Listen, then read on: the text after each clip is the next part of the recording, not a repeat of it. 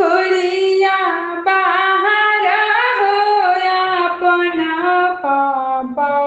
आवताड़े दुल्हा दामाद आहो आवताड़े दुल्हा दामाद आपन खोरिया बाहर होया अपना पापा आवताड़े दुल्हा दामाद खाए के मांगले पूड़ी कचौड़ी हो पिए के मांगे ठंडा पानी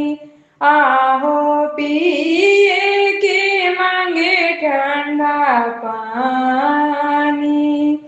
बियह के मांगले बेटी हो सुंदर बेटी जिनी बेटी प्राण के आधार बियह के मांगले बेटी हो सुंदर बेटी जिनी बेटी प्राण के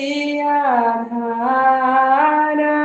अपन खोरिया बाहर होया अपना भैया